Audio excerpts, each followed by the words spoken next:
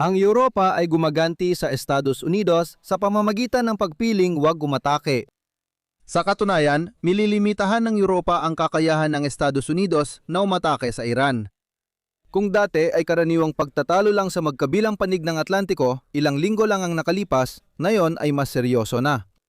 Sa tingin ko, mga 2 buwan na mula nung huling krisis sa pagitan ni Trump at Europa, kaya heto na naman tayo. Ngayon, hindi na lang berde ang problema, kundi pula, puti at berde na rin. Humihingi ng tulong ang Estados Unidos sa Europa para sa espesyal nitong operasyong Mula. Una, tumanggi ang Europa na makisali sa labanan, sumunod tumanggi itong magbigay ng suporta sa pagbubukas ng Strait of Hormuz at ngayon ay tinatanggihan na rin ito ang Estados Unidos ng paggamit sa kanilang himpapawid at mga base. Mas bagay sigurong tawagin itong kwento ng maiinit na pananalita kaysa mainit na tunggalian. Hindi nabibigyang pansin ng media ang mas malawak na estratehikong insentibo ng magkabilang panig ng Atlantiko. Ngayon, nais kong talakayin ang 3 pangunahing punto. Una, tatalakayin natin ang problema ng pagkakabitag na tinutugunan ng mga unang hakbang ng Europa. Ibig sabihin, gusto ng Europa pigilan ang pamatagalang masamang asal ng Estados Unidos kahit magdulot ito ng panandaliang sakit sa kontinente. Pagkatapos ay ililipat natin ang usapan sa kasalukuyan, ilalarawan kung bakit ibang usapan ang issue ng paggamit ng mga base at ilalagay ito sa konteksto kung paano gumagana ang NATO, formal man o di formal. Gusto kong suriin kung ang pagtulong sa US na muling buksan ng strait ay magpapahaba lang ng problema. At magalak tayo dahil ibig sabihin nito ay pag-uusapan natin ang mga ugat na dahilan ng digmaan. Simulan natin sa issue ng pagkakasangkot at paikliin ko ito dahil napag-usapan na natin ang mga temang ito dati. Ang pagkakasangkot ay nangyayari kapag ang isang estado ang nagsimula ng digmaan at hinihikayat ang kaalyado nitong sumali kahit ayaw ng kaalyado ng digmaan. Sa madaling sabi, para sa nagpasimula, pinakamainam ang digmaang magkasama sila, kasunod ang digmaang mag-isa at pinakamasama ang walang digmaan. O, sa mas baluktot na paraan, digmaan na magkasama, walang digmaan, digmaan na mag-isa. Samantala, para sa kaalyado, pinakamainam ang walang digmaan, kasunod ang digmaang magkasama sila, at pinakahuli ang digmaang ang nagpasimula lang ang lumalaban, marahil dahil ayaw ng kaalyado na makitang magdusa ng matagal ang nagpasimula. Kung kaya ng nagpasimula magdikta kung magsisimula ba ang digmaan o hindi, makikita niyang tutulong ang kasamaan sa oras ng matinding pangangailangan. Ibig sabihin, makakamit niya ang pinakamagandang resulta sa pagsisimula ng digmaan. At gaya ng ipinahihiwatig ng pangalan nito, ang nagpasimula ay nagsisimula ng digmaan. Bagi na ng talakayan tungkol sa digmaan sa Iran, ang entrapment mula simula dahil posible ring Israel ang nagpasimula at katuwang ang Estados Unidos. Sinimulan ng Israel ang labanan para mahikayat ang Estados Unidos na sumali. At sumali nga ang Estados Unidos. Lumipat tayo sa politika ng NATO. Pumalit ang Estados Unidos bilang tagapagpasimula at katuwang na ngayon ang Europa. Kahit ayaw tumulong ng Europa sa pambobomba sa Iran, ginamit pa rin ng Estados Unidos ang ugnayang transatlantiko para humingi ng tulong sa pagbubukas ng Strait of Hormuz. Pamilyar ka na siguro sa prosesong ito dahil paulit-ulit itong nangyayari nitong nakaraang taon at lampas pa. Lumipat lang tayo sa bagong lugar. Ngunit tumutol ang Europa. Isang paliwanag ay ayaw ng Europa na lumikha ng pangmatagalang maling insentibo. Maaring mas makabuti para sa Europa na mabuksang muli ang kipot sa maikling panahon.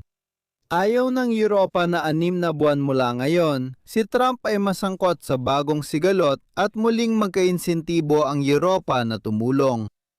Hindi kung ang pagbubukas ng kipot ay magastos sa militar at magdudulot ng mga nasawi. Ngayon, pinaninindigan ng Europa ang desisyon nito para mapigilan ang susunod na hakbang ni Trump.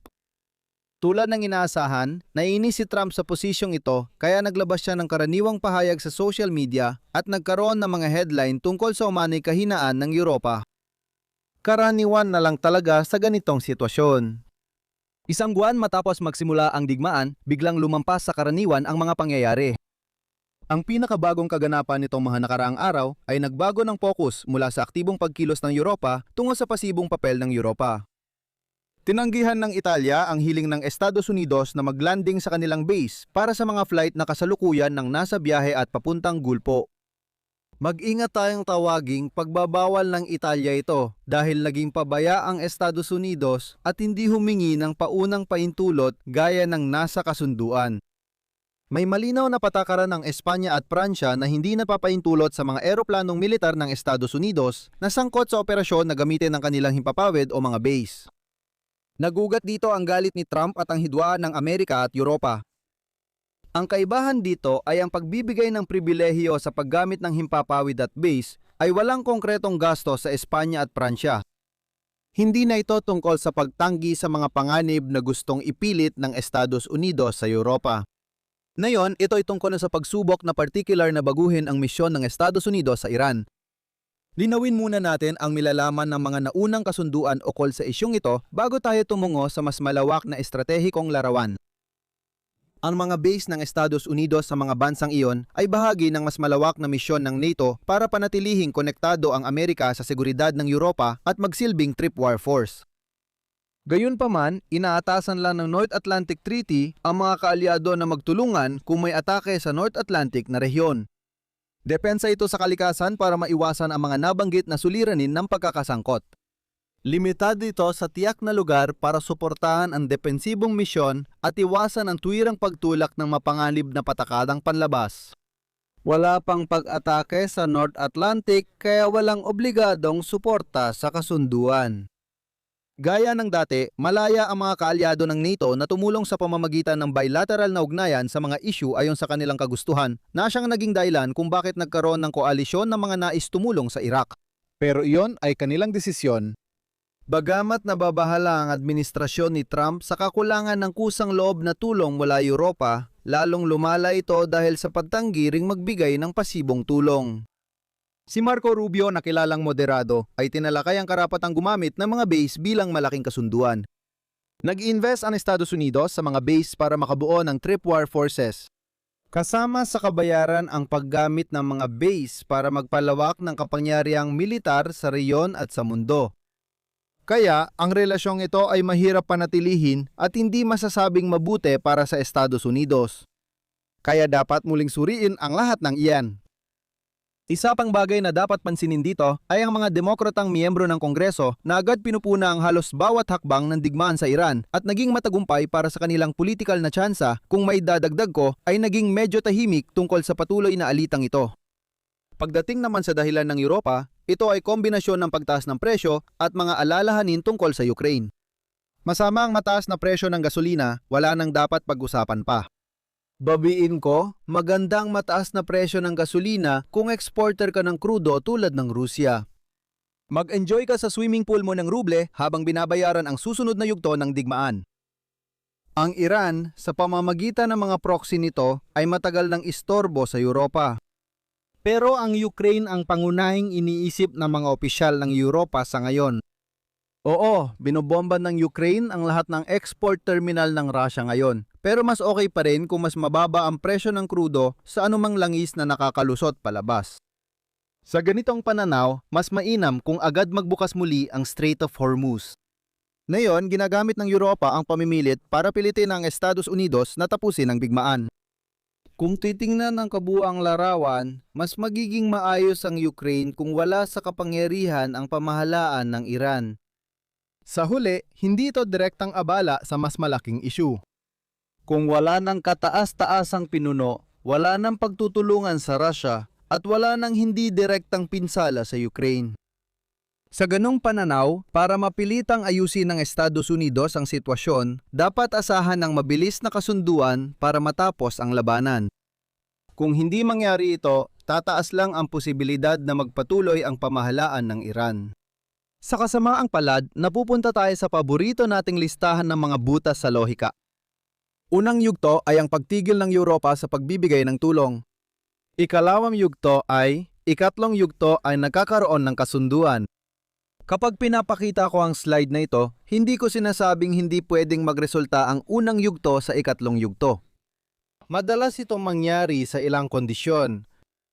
Kung hindi mo ilalagay ang mga kondisyong iyon at susuriin ang lohika ng argumento, wala kang estratehiya.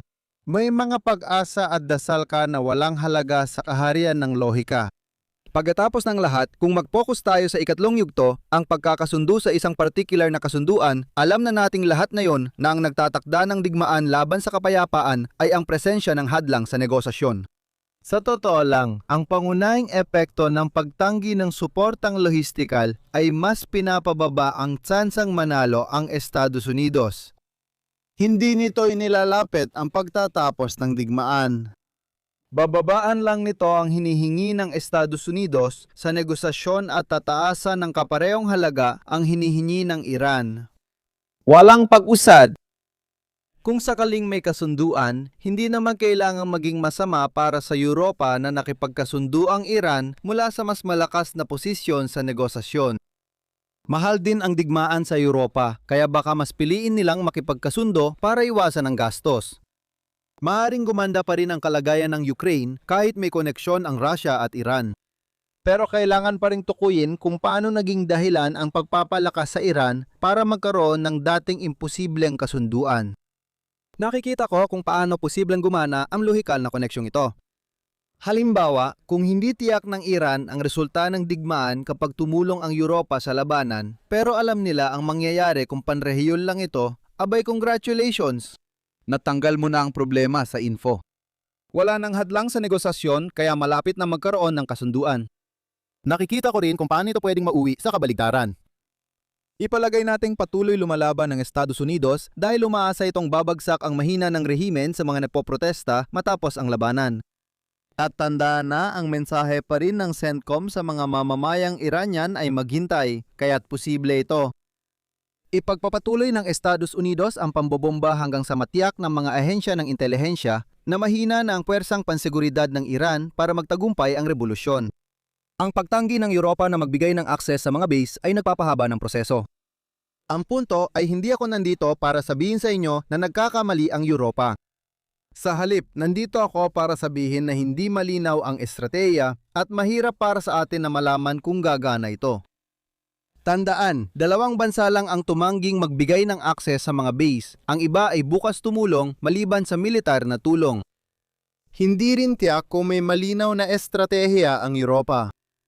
Pero kung gusto mo ng mabilis na pagbubukas ng kipot, dapat itanong mo rin paano nila iniisip na gagana ang estratehiyang iyon. Kaya, para sa iyong mga takeaway, may ilang bansa sa Europa na tumatanggi kahit pasibong suporta sa mga pagsisikap ng US sa Iran. Layunin nitong pilitin ng Estados Unidos na agad tapusin ang digmaan. Ang pagwawakas ng digmaan ay nakadepende sa pagresolba ng mga hadlang sa negosasyon na naging sanhi nito at hindi rin malinaw kung paano inuugnay ng mga bansang iyon ang kanilang estratehiya sa resulta. Sa kasalukuyan, parang naipit tayo sa isang time loop. May hindi pagkakaunawaan sina Europa at Trump. Sumasabog si Trump na nagdudulot ng tensyon sa pagitan ng magkabilang panig ng Atlantiko para sa lahat. PS, maghanda sa mga bantang babawiin ng Estados Unidos ang suporta nito sa Pearl Initiative para sa Ukraine na nagbibigay sa mga mamimiling Europeo ng akses sa US armas para sa Ukraine. May dalang konsesyon ang Europa sa pagbabalik sa negosasyon. Isang summit sa UK na dinalawa ng 35 partido para tugunan ang mga issue sa Hormuz. Sabik akong marinig ang mga leak tungkol sa mga panloob na debat sa Europa mula sa pagpupulong ngayon dahil hinala ko na may ilan na hindi naniniwala na tamang panahon para gamitin ng Espanya at Pransya ang issue ng mga base bilang alas. Pagkatapos ay nakakalimutan nating lahat ang mga bagay na ito sa loob ng ilang buwan. Baka makita tayo sa Hunyo. Sino bang niloloko ko? Babalik na lang ako bukas. Pasensya na, hindi ko nagawa ang Q&A na pinaghingian ko ng mga tanong kahapon. Minsan may biglang bagong bagay na lumalabas. Itinatabi ko naman ang mga tanong para kapag may oras na akong sagutin ang mga ito. Kung nagustuhan ninyo ang video, like, share at subscribe. Kita tayo sa susunod. Ingat!